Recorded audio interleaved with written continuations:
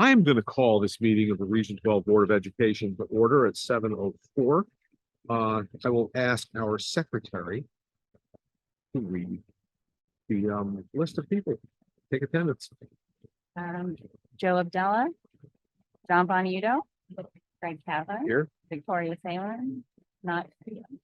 I'm here, Stephanie Coleman, Jen Cody, Angela Monterulo, James Sargent, Alex McNaughton. Here, can you hear me? He's on the screen. Pete Tagley, Justin Ongren, Mary Weber. Okay, so we have 10 people present. And one on the screen. Okay. Call at this point for public comment on agenda items. Is there any public comment on the agenda items? I see no public comment. I see no one. Okay, we'll move on. The consent agenda, is there anyone who would like to take the Board of Education meeting minutes of July 17, 2023 off of the consent agenda to discuss and possibly adopt? John? Yeah, I don't want to take anything off of for the 23, but for July 20. But the June 5th agenda, and I know that the consent agenda was already approved for that meeting, but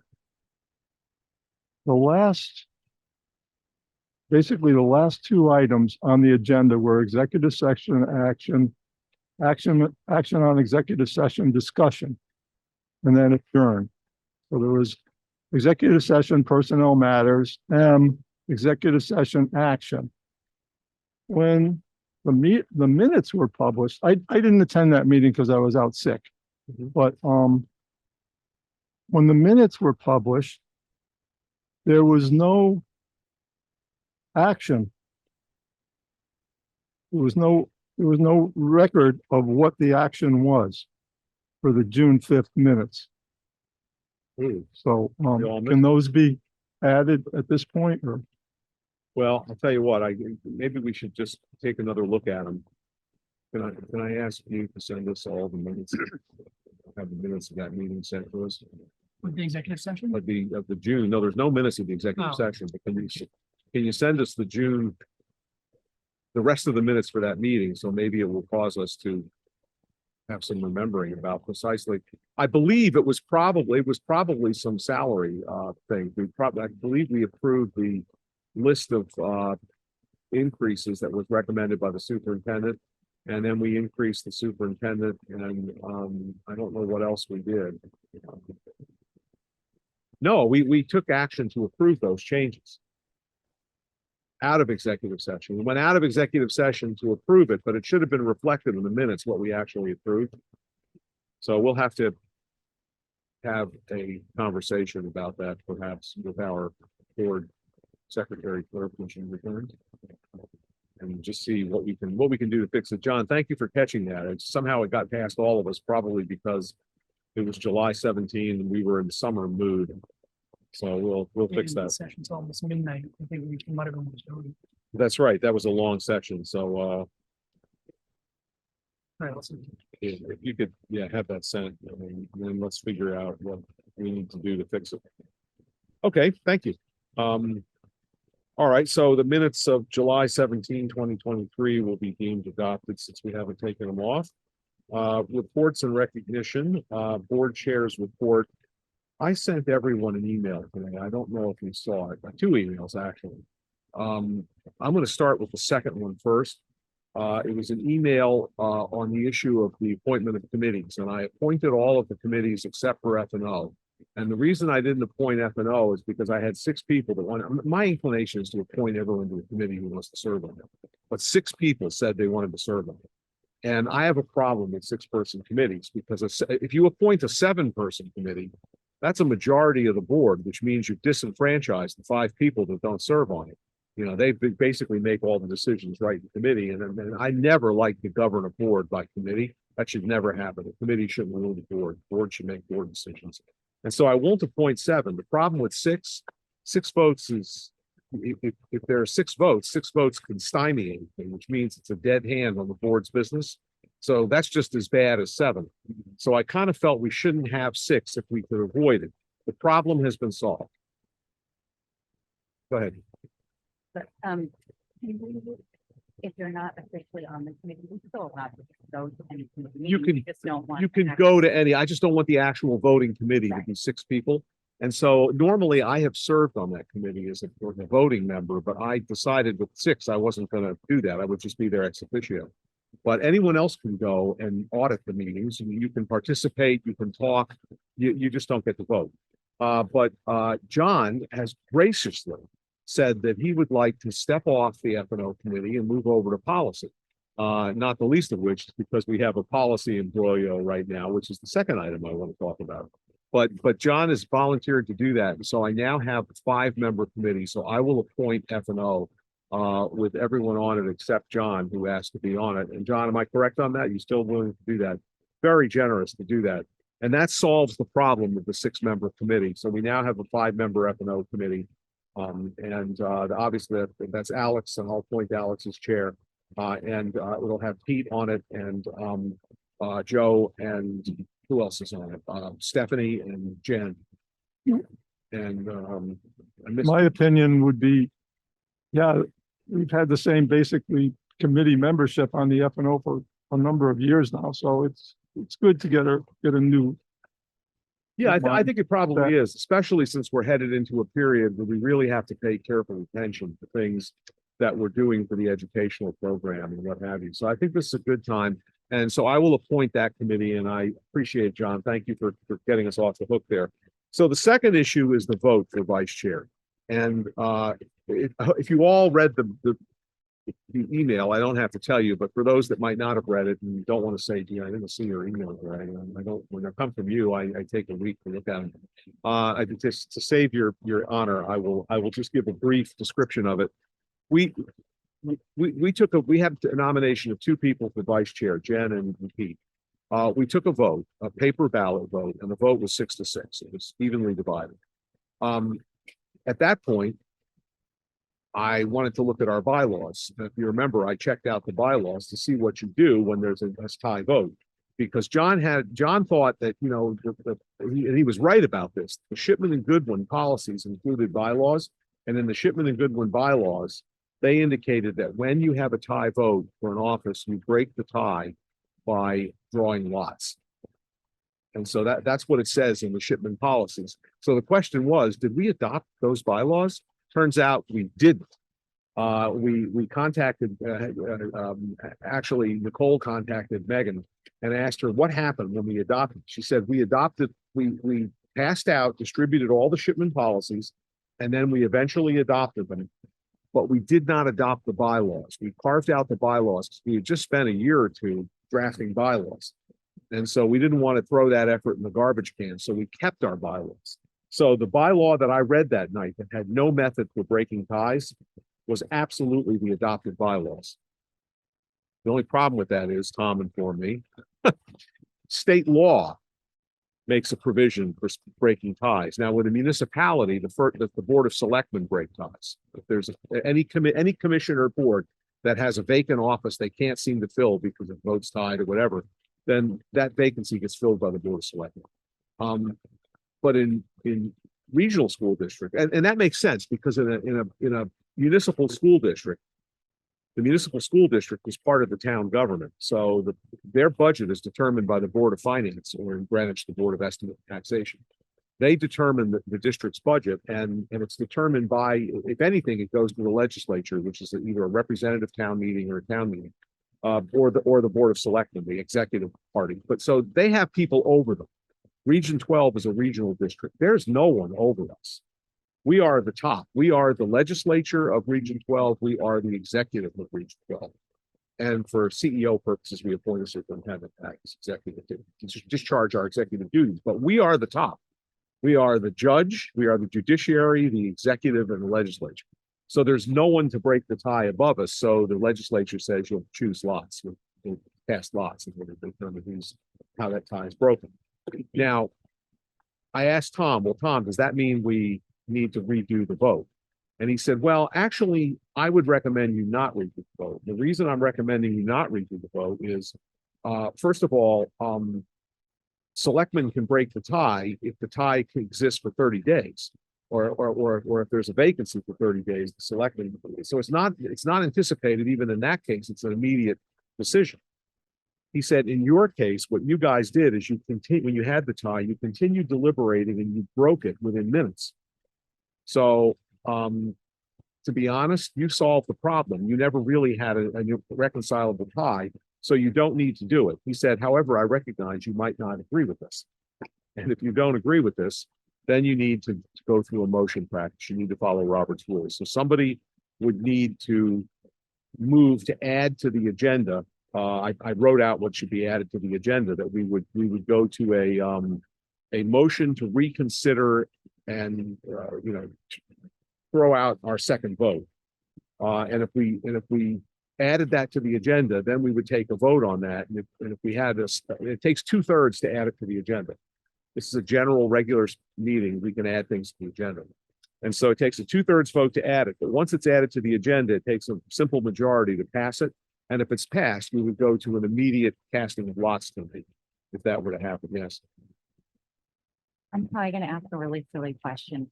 Casting lots, what is that? That's like. Well, what happens is somebody goes and makes two lots, two sticks. One of them is short, one of them is long. And they hold it in their Literally hand, drawing. hiding the length. So all you see are the two tops that look equal, That's and the then- official legal way to. and then they are picked. Here. Now, here's what the legislature, in its wisdom, didn't tell us. They didn't tell us who decides who gets the first pick. So I have decided, if we do that, I'm going to recommend that we do rock, paper, scissors to decide who gets the first pick, because that is the only fair method where nobody goes first. You both go at the same time, and you get to decide what you do. So it's eminently fair. So rock, paper, scissors to decide who gets the first lot, and then a lot gets picked. So if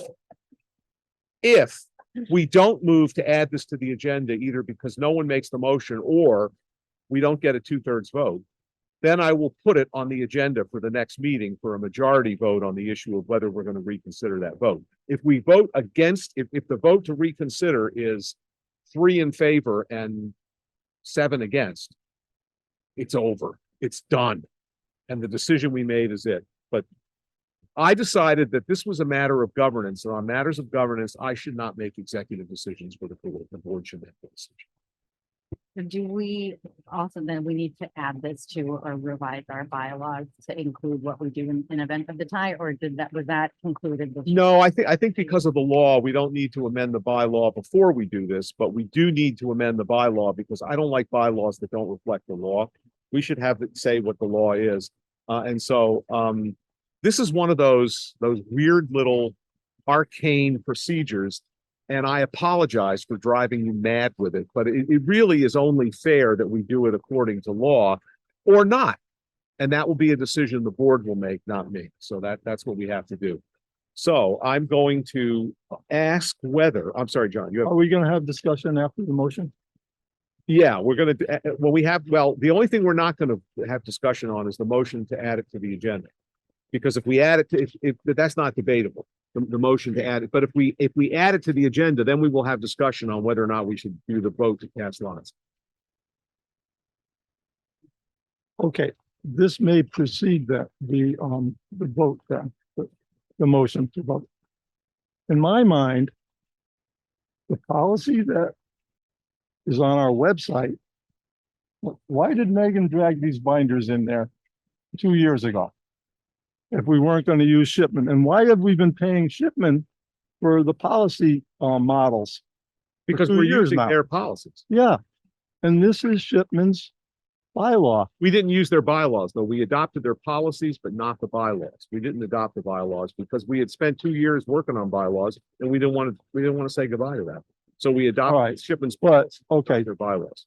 but I don't know whether that was smart. but that's- the bylaw, what is it, what would you call it? The K bylaw then? It's on our website? No, that there are Region 12. We had a committee. I don't know if you were on the board at that point, because this was before I was chair.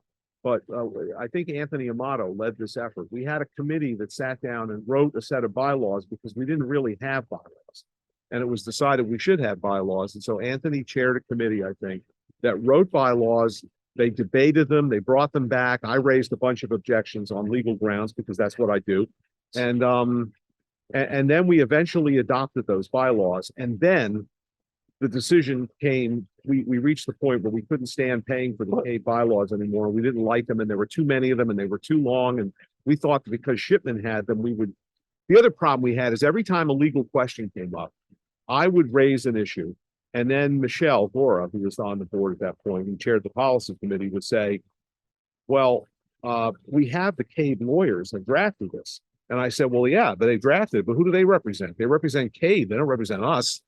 We don't have a lawyer looking at our particular situation. So we should send this to our lawyer, but that's going to run up a bill.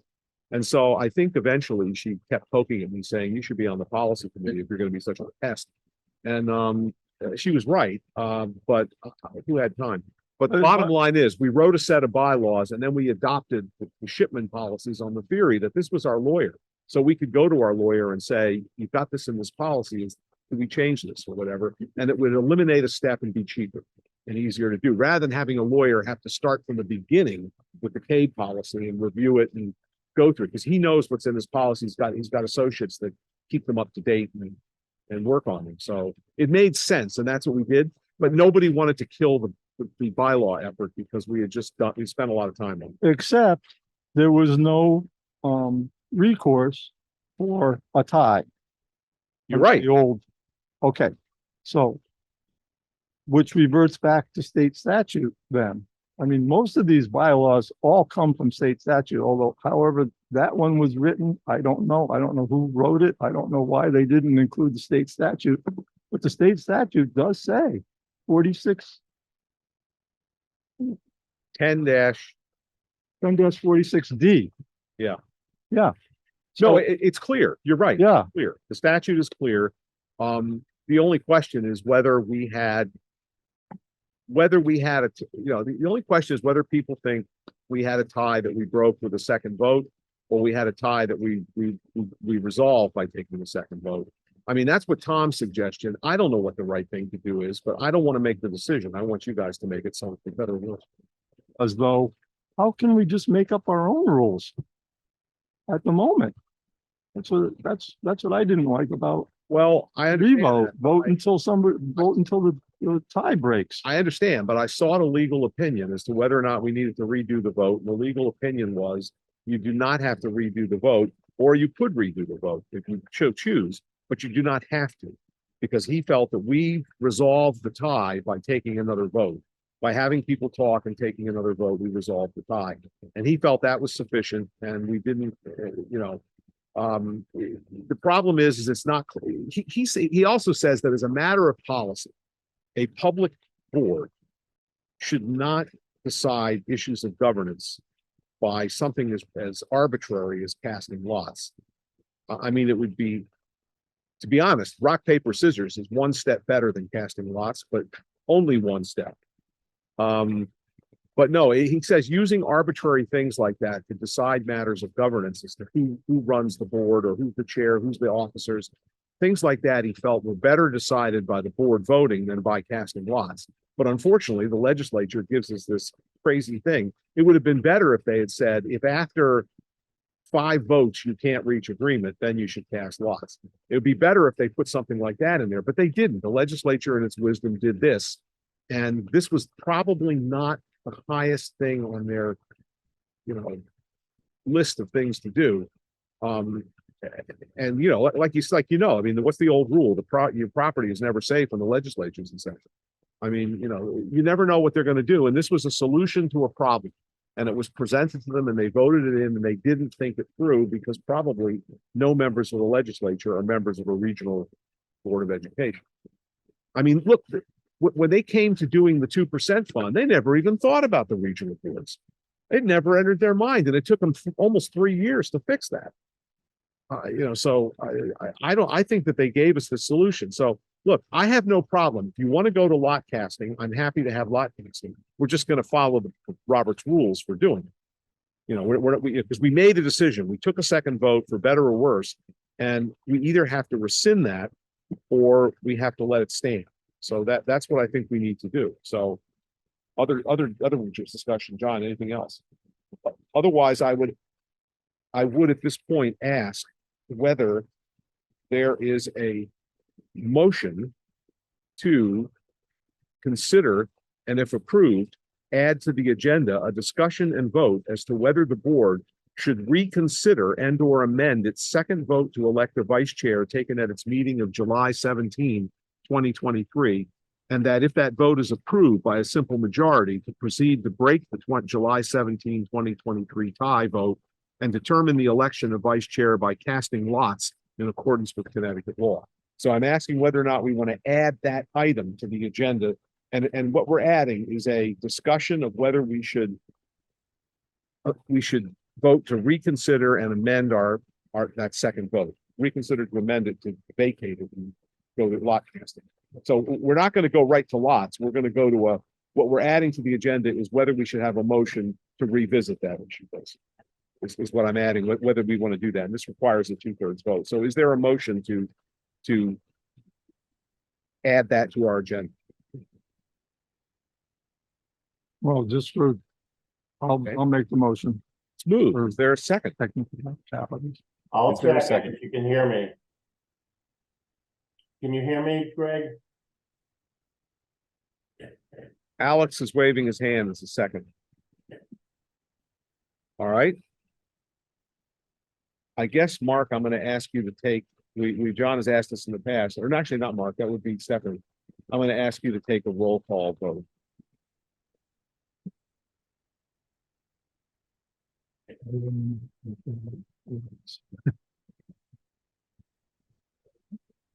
All right, the vote is to add to our agenda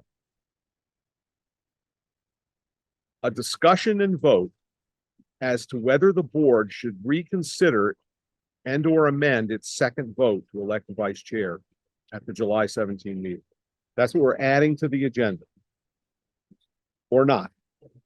Right, yeah, this is a motion to add that to the agenda that's been made and seconded. This will not determine lots yet, but it will determine whether we have the discussion. And I have another question. Yes. If it's not added today, it has to be added at a future meeting. Well, my general thing is if anybody requests that I add something to the agenda for a meeting, I add it to the agenda. So if it were to be requested, perhaps by the movement or seconder, if they would request that we add this, then we would put it on a future meeting to do it. So at that point, then it's just a majority vote on that issue. So I don't know if that colors your vote, whether you want to get it over with tonight or whether you want to push it for a future meeting. We are missing a couple people technically, and my preference always is to do things like this in a meeting that's fully attended. But if you vote no, then it's still to be at our next meeting, which I think is the 11th of September. Yeah. Or is it earlier? No, I think it's 11. Yeah, I may not even be here on the 11th. That's the problem. I just didn't. But anyway, yeah, why don't you call the roll? All those in favor, well, you can, all those in favor or opposed indicate yay or nay. Or abstain. You can say I abstain, but yay, nay, or abstain. Okay. Okay, Joe Abdallah. John Bonito, Aye. Greg Kavanaugh, Yay. Victoria Thielen was not here. Stephanie Polnick, nay.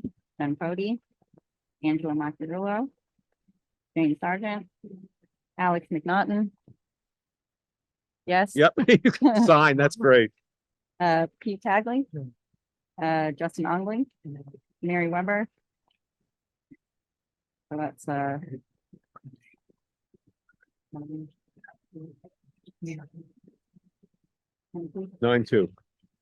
You can prove them. Yeah, I voted in. Okay, 9-2 again. well, it needed, we have 11 people voting, so it needed 6 votes.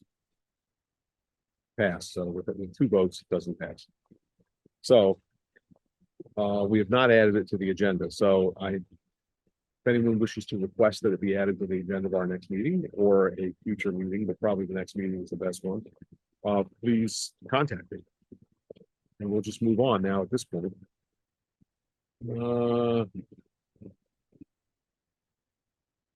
That's enough board chairs report, superintendent.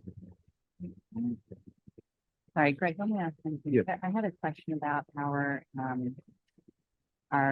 Board of Ed meeting date. At previous, I'm sorry if this is not the wrong time.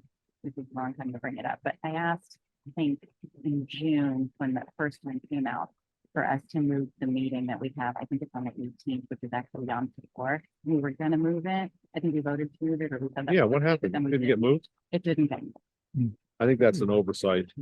What if, I mean, we can discuss that. what is Yom before the 18th? Oh, the 18th is isn't that that's the retreat? The 21st. 25th. Let me get this schedule.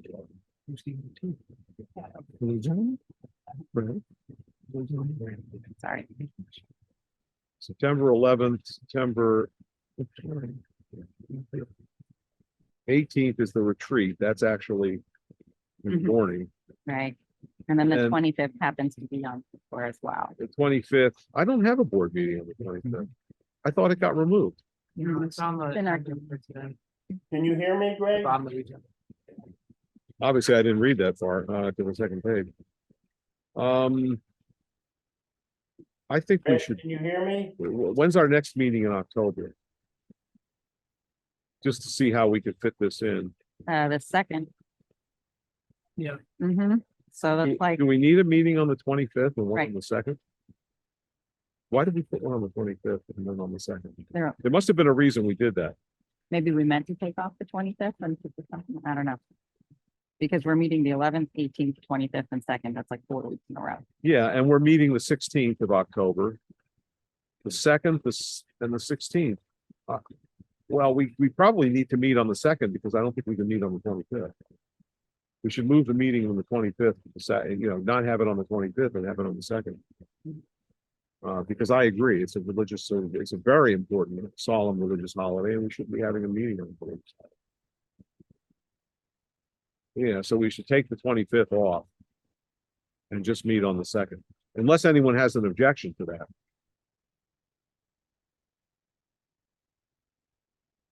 I apologize for our getting that wrong. Unfortunately, I don't know why I don't get these holidays on my calendar. I'm really upset. No, actually, I used to get every Jewish holiday, every Muslim holiday, every Christian holiday, every Hindu holiday. I used to get them all. For some reason.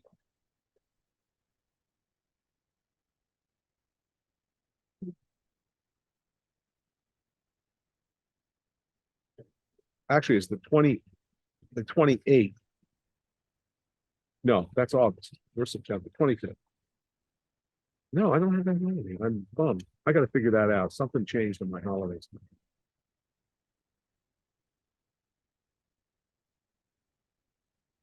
You know, 24th. Of September. this is Yom Kippur.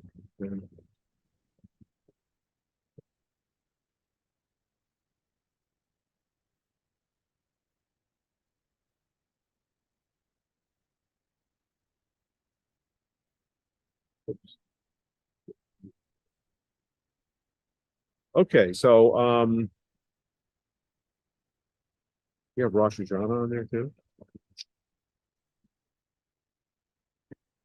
I don't think we have a meeting, but I'm trying to figure out when it is, so I don't schedule anything else. Yeah, it's, September 15th and 17th, 15th and 17th, 15th, 16th, 17th. 15th, 16th.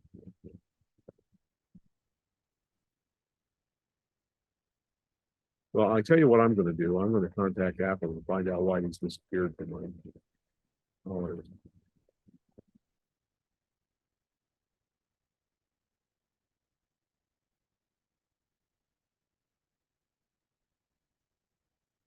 Okay. That problem is solved. Yeah, back to the agenda. Superintendent's report. All right, well, I was excited about my report, but I think it's gonna be hard to follow that chairman's report tonight, but I'll do my best. I have a lot of school related stuff, so I still think I have a chance at this thing. So lots of report around the district. Our custodians have been working to get our schools ready, and our teachers have begun setting up their classrooms, and so that's always an exciting time in schools. School opens again for students on Tuesday, August 29th. And each school has a slate of exciting back to school activities to welcome students and get the year started on the right foot. So we're really looking forward to that. Athletics are just beginning to start up again. High school golf and football began practicing last week, and all other fall sports start Thursday. Middle school sports will begin after Labor Day. With our administrators, we had kind of an exciting summer. We recently held an administrative retreat offsite at the Ed Advanced Connecticut Workspace. It was a 3-day event, and it helped hone our administrative skills and explore the latest developments in teaching and learning. One of the things that I think really struck us, and we're still thinking about nearly every day, is what we will do as educators in the light of AI and how that will change or not change the landscape of education. So we're still at the very initial stages of trying to understand that, but I think it was a wonderful opportunity for us to dig in and learn more for sure. I think that's a very important first step, is learning as much as we can about the technologies. Then today I led a group of teachers and administrators in our first ever data retreat, and we had a wonderful day digging into data, looking at and trying to understand ourselves, looking at 4 different domains of data, thinking about data, not just student learning data, which we tend to focus on, but also demographic data, perceptual data, and process data, and looking at those in concert in terms of understanding ourselves as a district and understanding our impact. It was very well received, and we're looking forward to our next meeting with our data team, which is a newly unveiled structure that we started last spring. This is our first retreat, so a real treat for everybody today to come over and spend some hours. I've never seen people that excited about data. You would think it's a pretty dry kind of day, but people were really excited. The conversations were powerful, and so it was a wonderful day. We also added a powerful new tool related to data called Linkit, and that tool will transform our ability to engage our data-driven instruction efforts here in the district.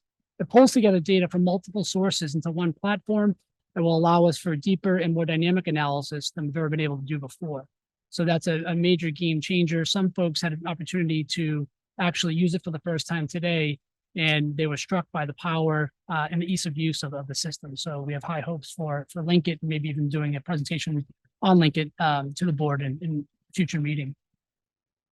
We recently completed the installation of state-of-the-art interactive whiteboards to replace our older generation boards that contain a separate ceiling mounted projector, like the one that we have here in the auditorium. Although here we actually have on a cart, but the ceiling mounted projectors are problematic for lots of reasons. They're not super reliable. The bulbs have to be replaced quite a bit, and they're expensive and sometimes hard to source as they get older and the parts stop being produced for them. Not to mention that it also allows a lot of light pollution to enter into the space between the projector and the screen. So you get kind of what we're seeing here, kind of a light, almost like whitewash type of rendering. And so we now have LED backlit projectors that don't need a separate projector. And that will really make our teaching and learning, I think, more engaging. And we're also going to get one on a cart for our Board of Education meetings as well, so that you're able to see presentations with greater clarity. Our Link Crew team of student ambassadors were here today at Chapag, training with Mr. Stinson to get ready to lead orientation activities and on to offer mentorship to students this fall at Chapag. So that's a really exciting new endeavor that Dr. Shells and his crew brought to the school, and we sent folks out to get trained on Link Crew training. They offer trainings around the country, and it's a very specific program, and it's a wonderful way to try to acclimate students to the school and really facilitate inclusion and belonging for all students here at the school. So we're really excited to get that lifted off the ground this year. Over at the central office, we recently installed a new door buzzer system. It's called the A phone. And what that does is it allows us to see who's at the door. Prior to that, we had a kind of a doorbell system that would ring, and it only rang to one of our secretarial staff, who then would have to get up, go down to the door and actually see who it is, which one definitely impedes our productivity, but then two, more so, is not the safest way to engage visitors if we're not able to see who it is at the door in the first place. And so this is a dramatic step up in terms of the ability to do that. It also allows multiple users to open the door remotely and see who's at the door. So if someone is away from their desk or out of work that day, it makes that much easier to do. So we're excited about that. Tomorrow, huge day. We have new teacher orientation for those teachers who are newly hired to the district. And so we have a whirlwind of activities for our folks to meet and greet different folks around the district, and also become acclimated with the way that we engage in teaching and learning here. So great day for our new teachers tomorrow. And also tomorrow, elementary schools will be holding kindergarten and reach orientations. So a busy day around the district tomorrow. And then Wednesday, we open the school year formally for faculty and staff with convocation. It's going to be a fun event. We have some secret surprises in store for folks. So be looking forward to those things. And you'll hear more about that in the future, but we don't want to spoil the surprise, but it's going to be a fun opening for our staff. And then the rest of the week, staff will participate in professional development and training for teachers who are implementing the Science of Reading pilot program from MyView by the Savvis Publishing Group. Will be offered training from Savvis. And then also all of our teachers will be getting training from the University of Pittsburgh's Institute for Learning, or IFL, in best practices for rigorous and engaging instruction.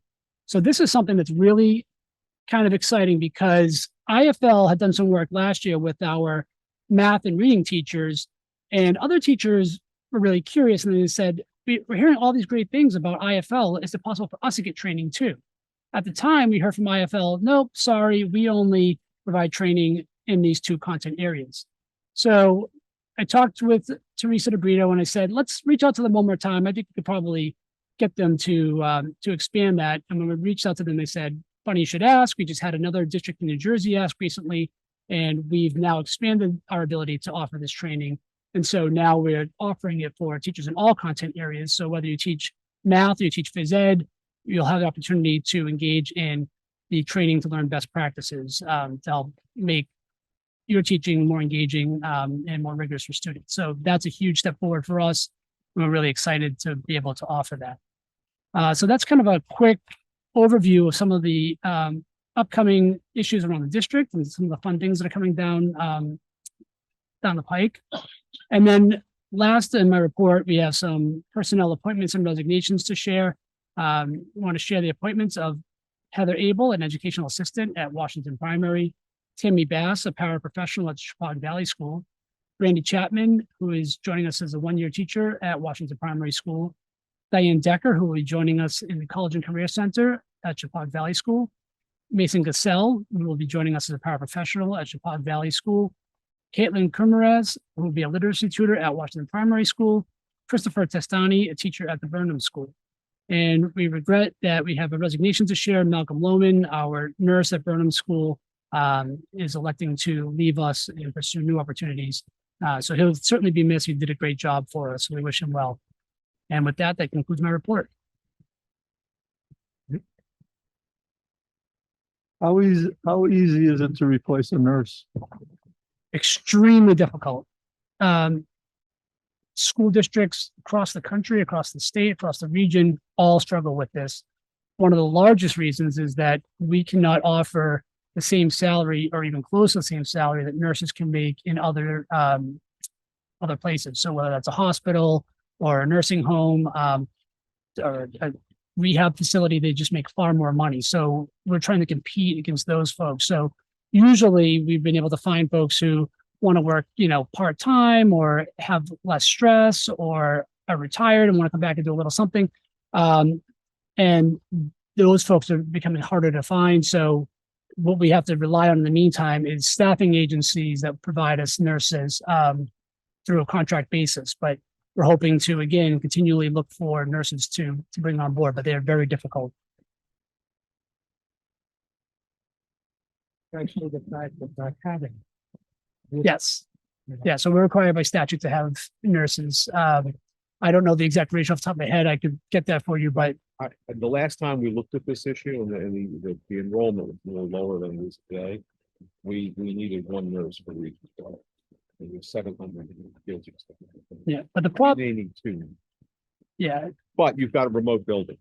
and yeah, the problem with that is that, you know, if we have a nurse working with students at Chapag, and then we have students here that have IEPs and some unique needs, it's very difficult to share them across those spaces, be prepared for emergencies, and then also meet the needs for students who have medical conditions in the building as well. So, you know, most districts definitely exceed, you know, the bare minimum threshold. That being said, it is awfully difficult to continue to find folks, but we're certainly trying.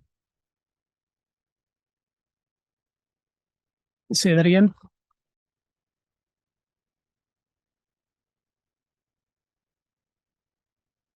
So I would say that, you know, it's a loaded question because it really would depend on the situation. I think you could argue that, yes, it does, because you have a duty to keep kids safe. But we could also say, while that's true, we do have the legal protection of a statute that says we only need to have one nurse per, you know, X amount of students. And so if we're within that, you know, that might cover us. Now, is that safe and prudent? You know, that's a whole nother question.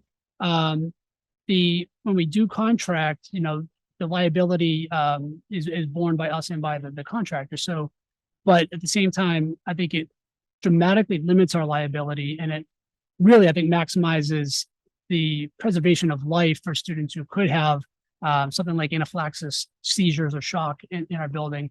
I think those would be areas where minutes or moments matter. And so having a nurse on site, you know, could literally be the difference, life or death difference for a child. The numbers are very complicated. I just happened to look up, you know, that, well, this is something from recommendations in the Connecticut School Nurse Advisory Council, and also the regulations and mirror this. And the numbers are the healthy students in the general population, one nurse for every 750 students. For student populations requiring daily professional school nursing services and interventions, 1 in 225. For student populations with complex healthcare needs, 1 in 125. And for individuals who require daily and continuous professional nursing services, it's 1 to 1. Then there are other factors like the number of students on career reduced lunch, students with medical. There's a whole raft of things that might impact it. But in a general healthy population, it's 1 in 750. We would probably be somewhere between 1 in 750 and 1925. If we have enough students to qualify. But the fact is, we have a much lower ratio. You've got 1 in 70 in Booth, 1 in 70 in Bern, and about 1 in 130 or thereabouts in primary, and you're 1 in 400 and some odd here in the middle school, high school. So we're all over the map on it, but we have found that it's something that gives parents great comfort to know that there's a nurse in the school building that's in children. So that's why we've always had. Yeah.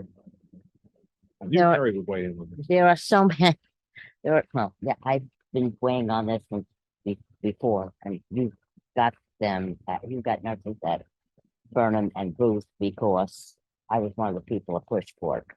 But the thing is, Pete, is that there are some students that at lunchtime, they have to be given medication or take medication, and the nurse must be there.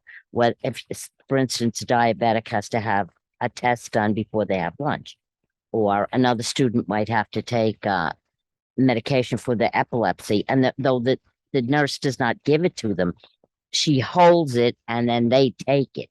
So they must be there for that time when the students have to take that, and that's why we put nurses at every location, because it's necessary. Yeah, I was gonna say, when we're on the field trip, if we're in, you should see the health suite they built at the school. Anyway, not suggesting we should, but I'm telling you that they do. But it seems to be that there's, with all of the things going on in health, and students with very, very special health requirements and needs, it seems the trend is more nurses. Yeah. Problem is we don't have enough nurses. Yeah, and I would also quickly remind folks of, what role the nurses played during COVID, right? They were swamped with dealing with testing and sending kids home and quarantining. And I think, I mean, they were over their heads and then some during COVID. And so you're only, again, we may never have an outbreak like that again, but we could have something small, like an outbreak of flu or, something like that, that would still tax us and still require nurses to be responsive. And so, I just don't want to forget how valuable they were during that time and what a godsend it was that we had them. And we didn't have just one nurse for the district that was, charged with trying to move across 4 schools and deal with that. That would have been, they would have resigned. I mean, they wouldn't have been persistent, to be honest. Yeah, see, nurses are kind of like insurance. You hope to never need them. But without them, you're opposed. Mary, Also, I might suggest to you that you see, if you can find out if there are any of the parents that are nurses and they would like to have a time when their child is in school and that they could work on the same schedule, that might be something that, that would work. Sure. that makes a lot of sense, Mary. Thank you. And I think when it comes to some of these difficult to fill positions, that does sometimes bear fruit to go out and message people in different ways, sometimes through social media, or letters home. And sometimes parents do either volunteer themselves or they know of somebody, so that can be really effective. Yeah, I think that's a great idea. Look, we have benefited greatly from taking this, I just am sad that someone leaving who was so well enjoyed his life and well thought of, and it's going to be hard to replace them. Yeah, he was one of a kind. I mean, he was a nurse that went above and beyond. He would play basketball with the kids. He put himself out there as a reward for kids who had behavior plans, who needed, some kind of reward for meeting their goals. I mean, just you couldn't have asked for a better nurse. Talk about somebody who really led from their position. Yeah, he's an exception, absolute exception, but we are where we are. Okay. So I think we have finished the superintendent's report, and now we are going to have an introduction. At this point, I would like to introduce our new assistant principal, Howard Cremens, Hog Agri-Science Academy.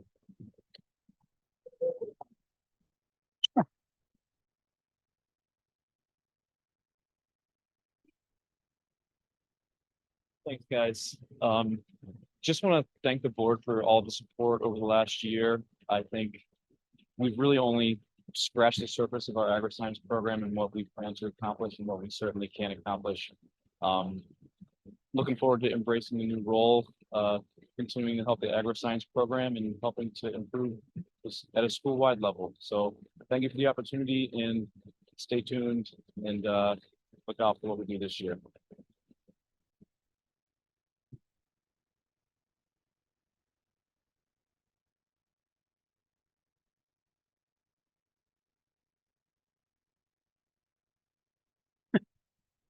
Since you've come aboard, we have enjoyed such an enormous movement forward in our agri-science program, and we appreciate everything you've done. And you've got a very new staff this year, and I know this is going to be it's going to be new, it's going to be wonderful, and I know you will do a great job. And we're thrilled to have.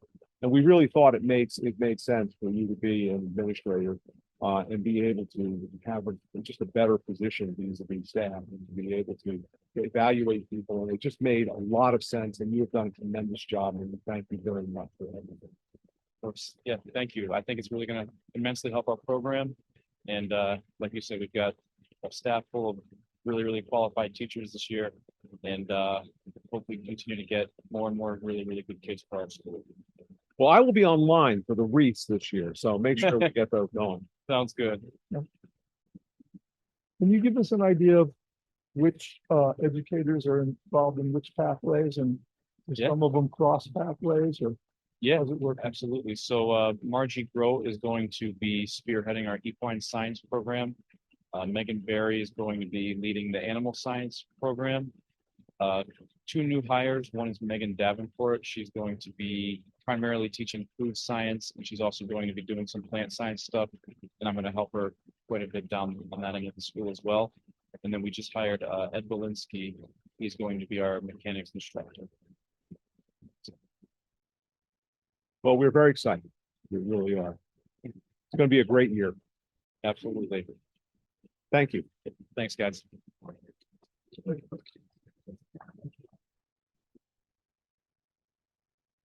Well, old business is next. We've got no old business.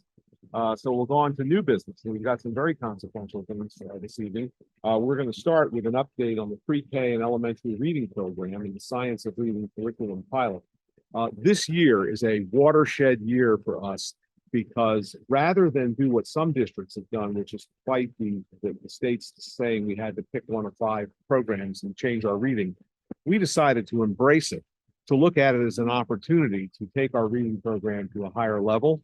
And I do believe that we are at the point where we can now move in that direction. And I want to thank the administration. I want to thank the Curriculum and Education Programming Committee and our chairman, Justin, and your committee for doing such an outstanding job and really giving the board a seat at that table when this was decided. So thank you very much. I can't wait to hear what you've got for us throughout these 2 presentations. Presentation. So our curriculum committee met earlier tonight and Dr. DeBrito sort of walked us through the kind of like the timeline for how this all went down. And that's what you guys are all having in front of you here. So just quickly, there were 6 programs and they were all available at each of the 3 elementary schools over last spring. And so that was the first phase. The second phase was applying the instructional materials evaluation tool, which is incredibly detailed. Basically, it's a matrix where if you go to the second page, you'll see 7 alignment criteria. So, Dr. Brito, feel free to chime in if I'm getting this wrong here. There was a committee of 6 teachers, 1 from each grade, all across the district. So that's definitely one thing that I know as committee member, we're very excited that everyone across the district is getting the equity in this. So that's great. So each committee member was given all of these samples and looked for all 7 of these criteria: range of texts, building reading comprehension, written and oral tasks embedded from the texts, explicit instruction in phonics, vocabulary, syntax, and fluency, addressing CCSS, which is Common Core State Standards for language, aligned to CCSS for speaking and listening, and include appropriate supports for students to access CCSS. So basically what this is, it's just an incredibly detailed way to vet each sample program and to make sure that the one that was eventually chosen did everything that they wanted it to. Phase 3, I think, is phase 3 over? Yes. So phase 4 is actually starting this week. So we have purchased the first unit and all of the grades across the district are going to be piloting that first unit during this particular school year. I think that's about it. And, we were very fortunate to have some of the samples over there that we were able to look through at the close of our meeting. I will say, being an English teacher of over 20 years, it's phenomenal stuff. It's very, very good. I definitely look forward to seeing what the kids in the district come up with. How about community interface? How are the parents going to take this? Because, naturally when we're changing these things, change sometimes makes people wonder, gee, is this like the new math? This is the new reading, so. I can contribute. So from the principals, communications with families, they will learn about the pilot. And this particular company has gone above and beyond to treat us like any other district. So it's not because of our size that they're not paying attention to us. We don't need to be a large urban district. I spend countless hours preparing for the training that all the teachers across the district are going to get on Thursday. So we have a trainer coming in And so we're super excited about piloting. Because we want to make sure that what we saw at a glance with our deep dive actually does carry through. So I think that parents will welcome this change. I But- think, you know, But would it make sense to invite parents either to like a PTO meeting where we present the program and discuss it and answer questions, or even have a separate curriculum night? I think one of those would be a really great way to engage families. Absolutely. I mean, one of the things I wanted to focus on this year, we've got a few things I want to focus on, but one of them was I would like to have everyone here understand how many grade patients deliver what we do to teach kids, how it works. I want to have a little bit of a deep dive into that because I think it's important for the board to understand that. And you know the old expression, reading is fundamental. If we don't get this right, you can forget about the rest of the curriculum from now to the end of high school. I mean, this is only the most critical thing that has to be done. And so that's why we are keenly interested in it and why what I wanted, and I talked with Justin about this. I really wanted this at the first meeting. I wanted this first because this is where we start. And if we can get our arms around this and if we can get broad community support, which I think should be helpful for the kids, because if it's different things that parents learned, it always creates a little bit of an issue. But on the other hand, at the end of the day, this is going to bring your kids to higher reading levels sooner. This is a home run. I think it's a great idea to maybe have like a PTO night or like a curriculum night. But I wonder like if in advance too, we can send a letter out because, PTOs don't get a lot of traction sometimes, or, just with the times and dates, we don't get a lot of people in, but a letter that maybe goes out to parents at the beginning of the year, explaining the legislature as well, because reading and literacy has been really like a hot button topic nationally. There have been podcasts dedicated to it. There have been New York Times articles about what's happening in reading and literacy, especially at the elementary school level. So it's very likely that our parents have heard, some kind of information about what we teach or how we teach or what, what publishing houses we use, but just so they understand that this isn't maybe something that we're just taking on ourselves, that this is coming from the state and this is maybe what's happening on, a national level, but also, what we're required to do and what timeline we're on for that. Absolutely. I know the principals will welcome that. We also have a visitation day every fall where families are invited to come to the schools. And we've done that in the past for like math or science. So that could be an opportunity as well. And we all appreciate the board's support. The other thing was the commitment to the entire teaching staff. Every single teacher, K through 5, is part of this. Whereas larger districts, it's not like that. Only a handful of teachers pilot. So that's pretty special that our size allows us to have everyone participate.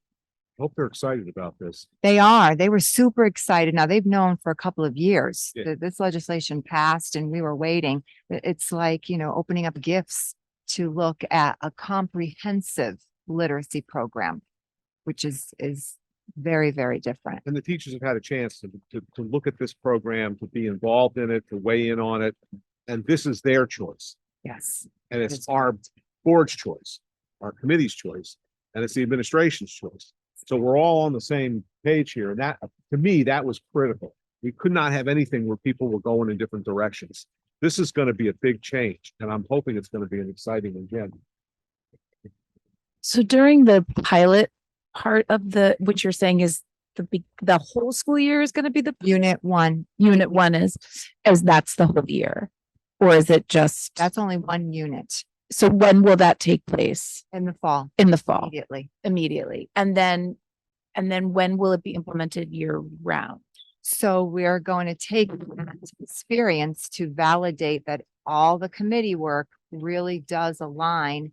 And then we would use the budget process Got it. to implement in the 24-25 school year. So I guess, obviously, I would assume that you're doing this to allow the families to bring them along with you during the Every pilot time. part so that they can see the momentum that's been building in the first unit, right? Absolutely. Because that would be really critical in order for the Absolutely. buy-in from the families, right? It's great. It's exciting. One other thing I wanted to ask about, you expect this to have tangible results, Oh, I do. in having a complete comprehensive literacy program. The question is, somebody in the administration, I'm not quite sure who it is, Mark, needs to pay attention to the issue of making sure that the word gets out on this, especially the successes of the program, because this is going to be the kind of thing that causes people to say, you know what, that Region 12 is on the ball. That's where I want to be. I want my kids to go there. I think they really are paying attention. And I think it's important that we do that. We need to make this a big success, but we also need to not keep it in house. Justin. Another thing I wanted to add, just in talking with Dr. Vito tonight and looking over some of the materials, I was really pleased to see that, my question was basically, how do you assess these kids at the end of each unit? And the answer was inquiry-based research, which is something that we do here in the middle and high school. So I think that's super, super important that this program allows us to be more vertically aligned between K through 12. And, there would be the kids would come into middle school and high school with sort of that shared common language.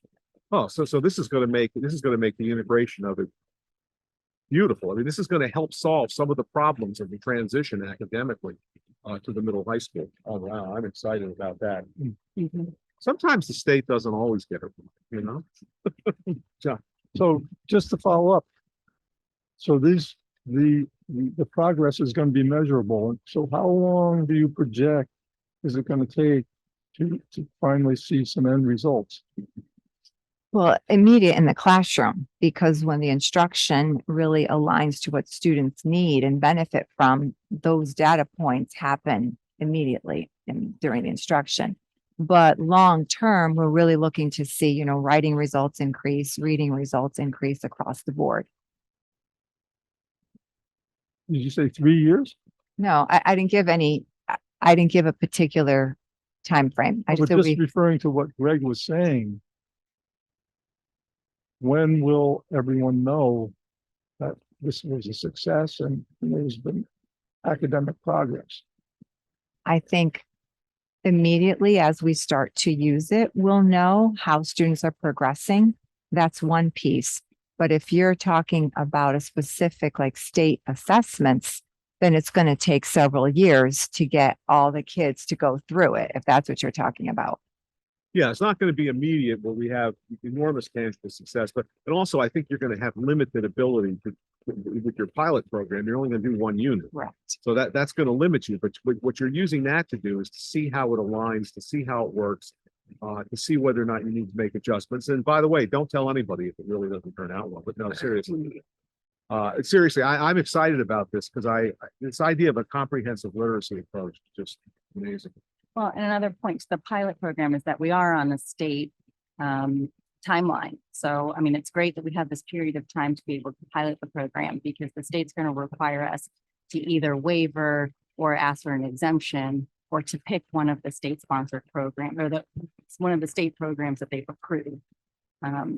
So it's a good way. I'm glad we have this time period to do that. And again, it's a good litmus test to see how excited the teachers are, what's working, what's not working. And, to kind of gauge where we are and what we're currently doing in the district. So I think from what I've seen and what I've heard, there's a lot of excitement, a lot of interest. And that it's coming from the teachers, which I think is the most important thing. Yeah, because I do know that teachers can get cynical over the years, and the state always throws something at them, and they just say, "I just need to survive the next 5 years," because after that, they'll pull it and replace it with something. So I'm excited. If they're excited about this, there must be some substance to it, because they don't get easily excited about We it. need teacher buy-in. They're the ones that are there with the students. They know what they're learning, know how to teach that particular grade. So I think, to come from them, and then there's that committee. I was really, I'm really happy to see a lot of the names of the teachers who were there because I know a lot of them are very curriculum driven and, do a lot of work beyond the classroom to, do extra education. So I think it's a good group. that we have, and it's a nice mix from the different schools. Yeah, and teacher agency is something that's really important to me personally. So the fact that we had teacher voice and choice in the process, I think stacks a deck in a way that makes this likely be successful. But our teachers are amazing. I mean, oftentimes I think Greg is right. You see oh, here's one more thing, right? What are they gonna take away? To see teachers really excited to delve into a new program is very rare in education. So it's a testament to our teachers, but I think it's also a testament to the process and including them instead of doing it to them. Yeah, I mean, I think we were facing a mandate to do something, and if we find a way to do it in a way that advances us further, I mean, no pressure, but if this is successful, and 3-4 years from now, when we've got a large number of students in it, this is pushing us in a higher direction. This is just going to be able to feed exactly what we want to do over the whole district and the whole educational basis, to be able to increase the level of education. And I think it's got to be great news for our humanities teachers when they see that a better reading skills and an approach to literacy that brings us through. This could be good deal. Wow. Excellent job. Well, now, that's what I was going to do. Now we have a great video that Ben's going to show us, and this is related to reading at Reach. Do I have that right?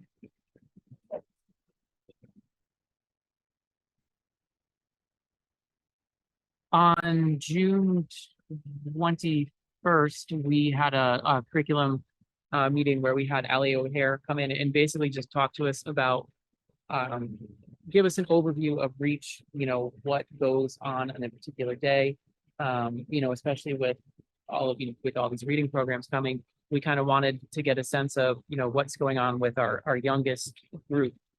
So if you look in your board packet, you'll see a copy of the minutes. I'm not going to read them to you. You can do that on your own. But one thing that was included in Ms. O'Hara's presentation was a video made by Ben, which it's absolutely phenomenal. So it's we'd like to share that with you guys. Always like to see what's going on with Reach.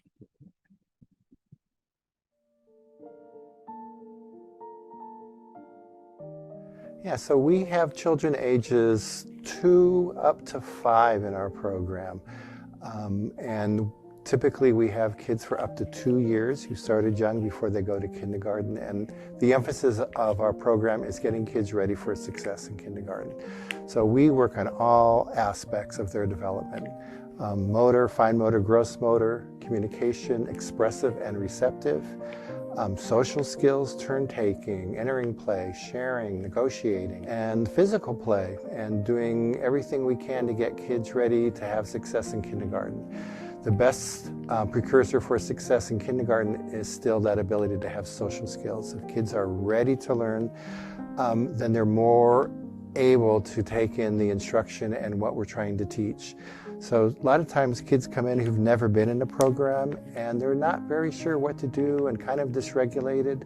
So we help kids just learn how to sit for longer periods of time in circles, to read books, to read stories, how to share and negotiate turn-taking, how to make transitions, stop what you're doing, put it away, and switch to something else.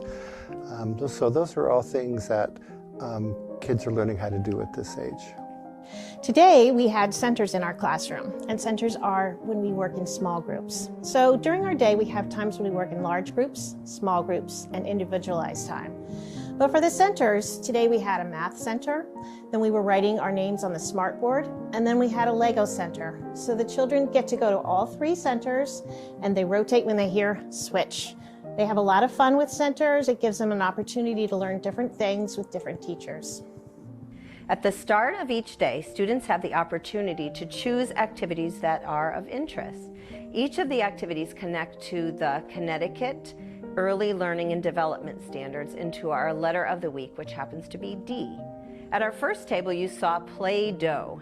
Students develop their fine motor skills and hand-eye coordination as they roll out dough, cut it, shape it, and learn to make and identify a variety of different shapes.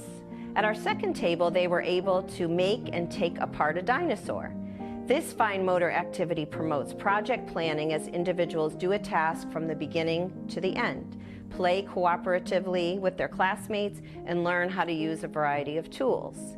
At our writing table, we had a donut shop designed for students to utilize dramatic play while counting dollars, developing writing skills, while taking orders and sharing with classmates. At the circle table, we played a dot game that promotes early numeracy, while children learn to count dots on the dice, identify the matching numbers, and then mark them with a dot marker. In the center circle, a dramatic play station was set up for students to pretend to work at a doctor's office while caring for dogs. This type of play encourages turn-taking, sharing, and promotes care of oneself and others. We intentionally embed each of these stations with activities designed to promote student skill development in a variety of areas through fun, engaging learning opportunities.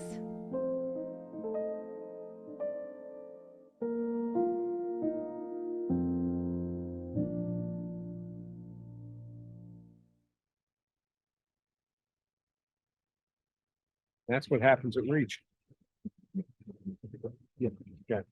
I just have to say how lucky we are to have such three amazing, magical preschool teachers in the REACH program. I mean, they're just amazing and they've been there for so long. And it's just when I listen, Mr. Weymouth talks and I want to go back to preschool. I'm like, sign me up. But I just think we're so fortunate to have them. They're all three are amazing.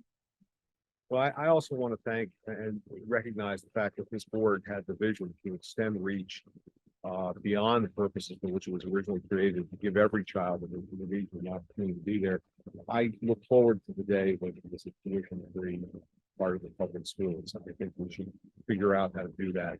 This is such a valuable program, and I've been there and I've seen these kids. I've gone in there and seen kids just totally engaged across this room, the room filled with engaged kids having the time of their lives. And what tends to happen is people who sign their kids up for half a day because they were concerned about whether they are begging to get the whole day in. So this is obviously we're doing something right. Great program. Great program. And another reason why you want to move to Region 12. Okay, well, thank you very much. I think that's really exciting. So now we're going to go to number 2, an update on summer facilities projects in Region 12. All right, and I'll be happy to share those. Mr. O'Leary was hoping to be here tonight, but unexpected family event came up that he had to attend to. So I'm going to share, there's a list of items here, so bear with me, it's not too long. And some of them are sort of routine items that happen during the summer, and then a couple of specialized projects that we also worked on this summer. I think I said last meeting that oftentimes we think that summer is slow time and everyone gets a chance that, slow down when the kids aren't here, but almost the opposite is true, especially for our maintenance and custodial staff. So this summer, annual trees and property line trimming was performed at all of our buildings. Grounds maintenance was performed at all of our properties as well. We replaced mulch at all the elementary schools. We checked all of our playground safety equipment and made minor repairs to those playgrounds. In the schools, we took time to wax all the floors and shampoo all the carpets so that the school is fresh and clean for return, as well as summer's opportunity for us to do deep cleaning of all of our school areas. So that takes a lot of time and effort from all of our custodians to move and clean around and behind areas that aren't always accessible during the school year. We made some furniture moves to support classroom changes, particularly in the art room at SVS. We looked at all of the purchasing that had to be done and things that had to be moved. So that was books, computers, and supplies were shipped and moved from building to building as needed. We made plumbing repairs to toilets and sinks throughout the district, electrical repairs to lighting. Over at Burnham, we repaired window screens. So again, this is some of the ongoing typical kind of maintenance. And we fixed some of the exterior lighting where we had some issues. One of the big issues we tackled was some issues with the fire alarm at Chippewa Valley School. Luckily, this happened outside of the school year, so we were able to work on it. But the cafeteria horn, and speaker strobes weren't working properly, due to what we believe was a power overload that damaged part of the system. So that was, replaced and repaired so that now we have, fire protection. We did have the fire marshal come in and inspect that, and so we are good to go. Also related to fire, we also tested all of our equipment and diesel engine service at Chippewa Valley School and made sure that all of our fire extinguishers were also serviced throughout the district so that in the case of an emergency, we're ready to use them. We replaced the generator battery, the generator here at Chippewa, and we also cleaned the gutters at all of our schools. We finished the gym floors at SVS and WPS. We inspected and repaired the pool, so we fixed some significant cracks and also dealt with the chemical delivery system and repairing that. It would during power outages spill chlorine into the control room there, and so we made some repairs so that that no longer happens. In the kitchen spaces, we did the annual deep cleaning of some of those spaces, including the range hoods and degreasing those. We also replaced the chlorine water analyzer at SVS. The old unit had failed, so that had to be redone. Repaired some of the venting system, the louvers at the greenhouse over in the Ag Center. And we also repaired some of our portable humidifiers at all of our buildings and all of our sites. There's some HVAC updates and repairs. Again, mostly here at Chippewa. One of the things that hopefully we can see the difference is that they tried to work to reduce the noise in the SVS library. And Hear that? That has to be 40 decibels lower than it used to be. so those, Success. yeah. So the wind tunnel has been resolved, right? So that's a win. We've made repairs to our interior and exterior doors and hardware, which, you know, is aesthetic, but it's also a safety issue. In the boiler room, we replaced and serviced the pumps for the circulators, and made sure that all of those things were also repaired and inspected. Pumped out the septic and wastewater tanks. Some of the stuff in schools isn't always the most desirable job, but still is something that has to be done. So we dealt with that as well. Serviced all of our compressors, did our asbestos training for our custodial and maintenance staff. We replaced the fan motor in the barn. One of them had failed, and so we were able to work with the vendor to get a replacement motor. Even though we're slightly outside of warranty, they still honored it. But we did have to pay to have that installed due to the height of where the fan is located. And then every year we also inspect and repair the bleachers over in the gym here at SVS so that we're ready for basketball season. Specialized projects. Burnham had all of the exposed wood trim painted on the exterior of the building. And so it looks great. If you've driven by, you'll definitely notice that it's been refreshed.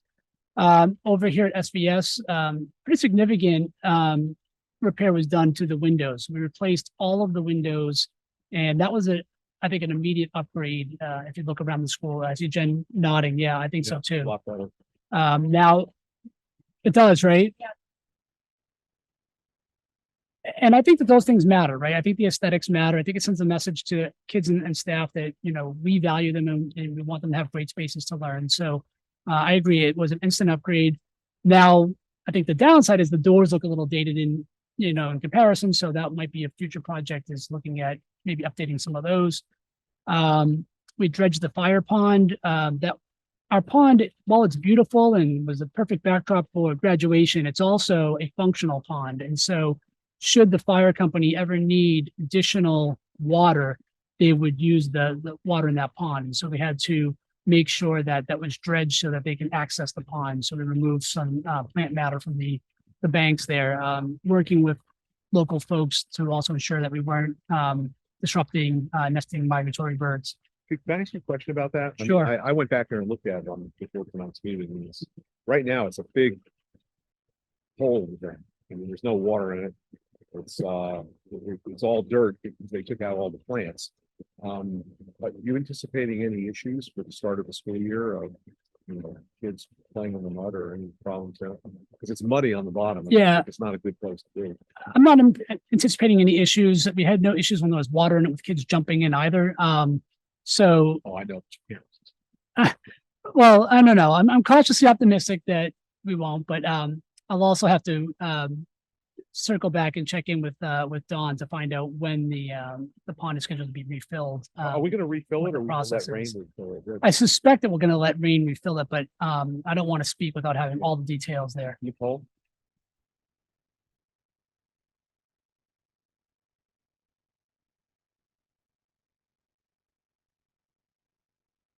That part's on rush order. So as soon as that part comes in, we'll be able to fix it and then refill it. We do plan to have it done for Christmas. Was it one of the circulators? I don't Not sure. Okay. I mean, that is a 250,000 gallon fire. Just so you understand, the pool is 150,000 gallons, so it's another 100,000 gallons more than's in the pool.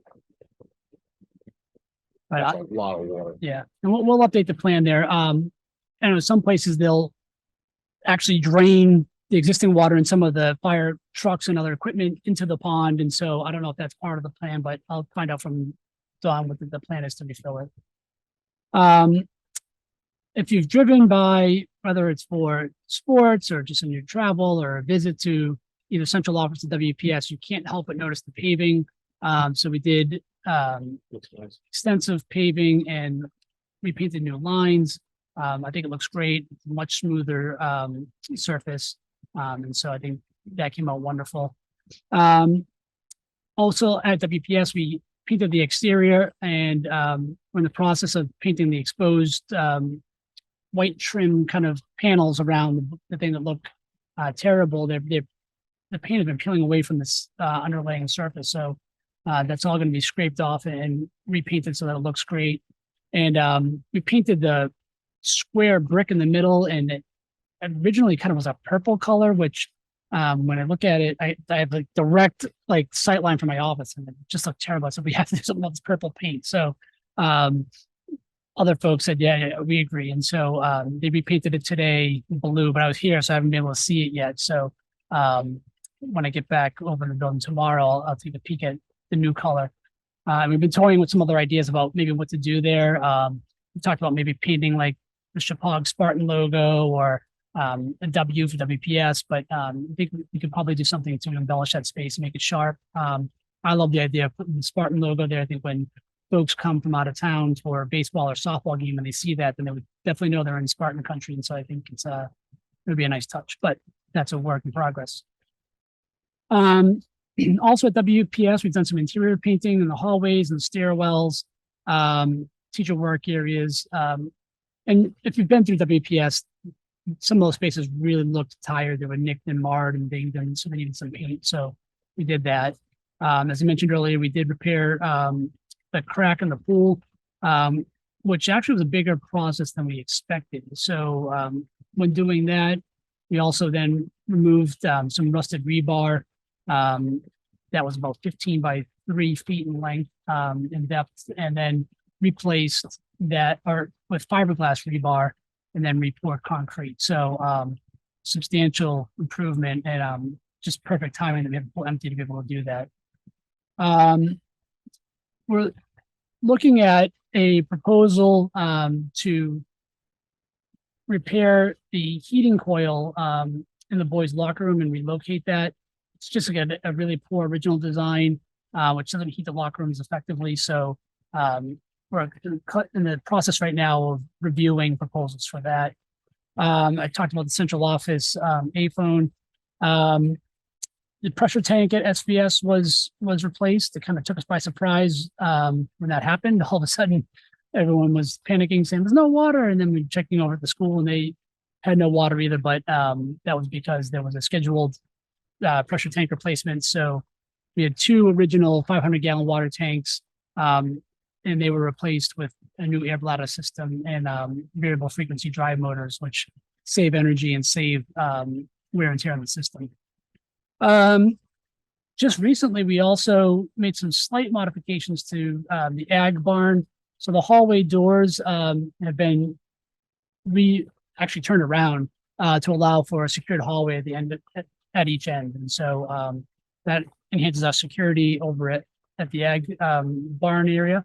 We have new scoreboards and shot clocks in the gym. Those look great. And luckily, when we took the old ones down, there was not much patch and painting work to be done. But again, I think that gives us an opportunity to put two new kind of logos up there as well. So Matt and I were just discussing some ideas. Matt Parachi and I were discussing some ideas about that today. So that's exciting.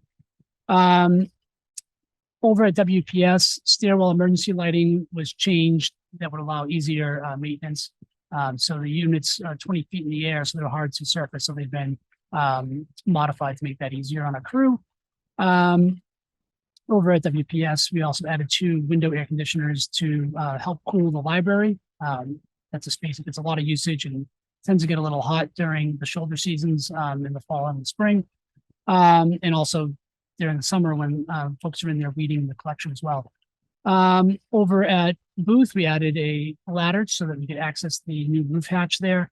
And as I think I mentioned earlier, we removed and replaced smart boards or interactive whiteboards. We should call them smart to brand, but the interactive whiteboards across all the buildings. And one of the things that I was adamant about was that we didn't just take them off and put up new ones, but that we actually patch and paint so that it looks great.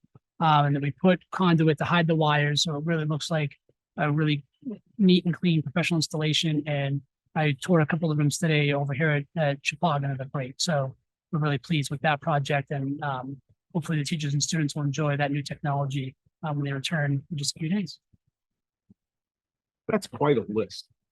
That's a lot of work I've done this summer. And I think those windows are good. Well, that's all I got. Is there anything else that needs to come before the meeting? If not, I would, unless anyone objects, we'll declare us adjourned at 8:31. Thank you all very much. Thank you.